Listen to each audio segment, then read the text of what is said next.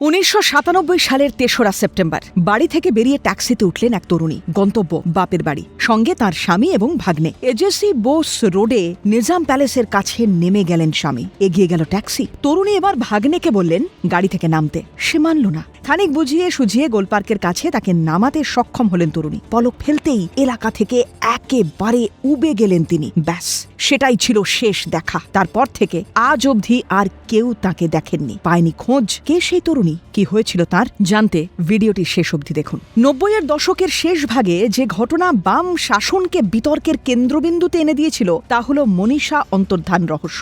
মনীষা মুখোপাধ্যায় কলকাতা বিশ্ববিদ্যালয়ের সহকারী পরীক্ষা নিয়ামক ভবানীপুরের বাড়ি থেকে বেরিয়ে নিখোঁজ হয়ে গেলেন। প্রশাসন, তদন্ত কমিটি, আদালত যার সদুত্তর আজও কেউ দিতে পারেনি। মনীষার মা চিনু দেবী আলিমুদ্দিন স্ট্রিট থেকে লালবাজার, মহাকরণ দাঁড়ে দাঁড়ে ঘোরেন, কিন্তু কোনো খোঁজ দিতে পারেনি পুলিশ। পরে হাইকোর্টের দ্বারস্থ হয়ে লালবাজারের গোয়েন্দা দপ্তরকে দিয়ে তদন্তের আর্জি জানালেন, কিন্তু হয়নি লাভের লাভ। তদন্তকারী অফিসাররা যখন তার বাড়িতে যান, মনীষার বাড়ি থেকে প্রচুর ফাঁকা মার্কশিট এবং বিশ্ববিদ্যালয়ের নানা দুর্লভ নথি উদ্ধার হয়েছিল, যার সূত্র ধরে বাম জমানায় শিক্ষা দুর্নীতি থেকে শুরু করে বিশ্ববিদ্যালয়ের ডিগ্রি পাইয়ে দেওয়া নিয়ে টাকা লেনদেনের নানা অভিযোগে সরগরম হয়েছিল বঙ্গ রাজনীতি। আনন্দবাজার পত্রিকার প্রতিবেদন অনুযায়ী মনীষা মুখোপাধ্যায় রাজ্য সিপিএম এর এমন একটি শাখার সদস্য ছিলেন যার দায়িত্বে ছিলেন অনিল বিশ্বাস। বর্তমান শাসক দল তৃণমূল কংগ্রেসের মুখপত্র জাগো বাংলার একটি প্রতিবেদনের উল্লেখ এখানে করলাম। কুণাল ঘোষের একটি বক্তব্য এখানে তুলে ধরলাম, যেখানে উনি বলছেন, শোনা যায় এই অধ্যাপকের সঙ্গে তৎকালীন প্রথম সারির অনেক বাম নেতার বেশ মাখো মাখো সম্পর্ক ছিল। তার বাড়িতে একসঙ্গে খাওয়া দাওয়া সবই চলত, কিন্তু যখনই কিছু গোলমালের খবর সামনে এলো তখনই রাতারাতি হঠাৎই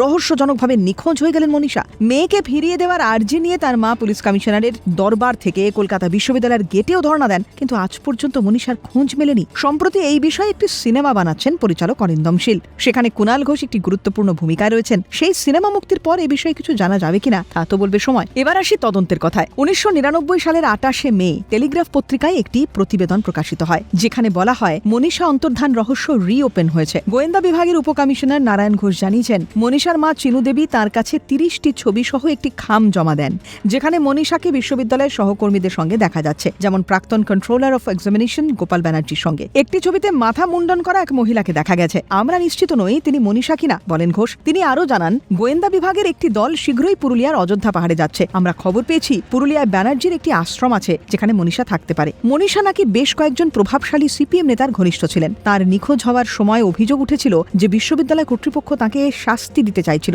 কারণ তিনি কিছু সিপিএম নেতার নির্দেশ অমান্য করেছিলেন। অভিযোগ ছিল দল তাকে বিশ্ববিদ্যালয়ের নিয়ম ভেঙে কিছু বেআইনি কাজ করতে বলেছিল। নিখোঁজ হওয়ার আগে মনীষাকে বিশ্ববিদ্যালয়ের ইতিহাস বিভাগে লেকচারার হিসেবে বদলি করা হয়, কিন্তু তিনি সঠিকভাবে পড়াতে না পারায় বলা হয়েছিল তিনি মানসিক অবসাদে ভুগছেন। পরে তাকে আবার পুরনো বিভাগে ফিরিয়ে দেওয়া হয়, কিন্তু তিনি আর যোগ দেননি। তৎকালীন গোয়েন্দা বিভাগের উপকমিশনার নজরুল ইসলাম মনীষাকে খুঁজতে একটি দল গঠন করেছিলেন, কিন্তু বিশেষ সাফল্য পাননি। সূত্রের দাবি, প্রভাবশালী সিপিএম নেতারা তদন্তে বাধা দিয়েছিলেন। পুলিশকে আগে বলা হয়েছিল যে মনীষা নাকি বৌদ্ধ ধর্ম গ্রহণ করেছেন এবং বোধ গয়ায় থাকতে পারেন। আবার কেউ কেউ বলেছিলেন তিনি মানসিক রোগের আশ্রমে চিকিৎসাধীন। টেলিগ্রাফে ওই বছরই 26শে নভেম্বর একটি রিপোর্টে বলা হয় তাকে নাকি আসামে দেখা গেছে, কিন্তু কোনোটিরই কোনো প্রামাণ্য নথি মেলেনি। ওই প্রতিবেদনেই বলা হয় তদন্তের সময় পুলিশ জানতে পারে একজন ব্যাংক কর্মকর্তার সঙ্গে মনীষা বিবাহ বহির্ভূত সম্পর্কে আবদ্ধ। তার যোধপুর পার্কের ভাড়া করা ফ্ল্যাটে তল্লাশি করা হয় এবং ব্যক্তিটিকে জিজ্ঞাসাবাদও করা হয়, কিন্তু তাও বিফল হতে হয়। মনীষাকে খুঁজে পাওয়ার সমস্ত দিক আস্তে আস্তে বন্ধ হয়ে যায়। মনীষার প্রতিবাদী কণ্ঠস্বরই কি তার নিখোঁজ হওয়ার জন্য দায়ী?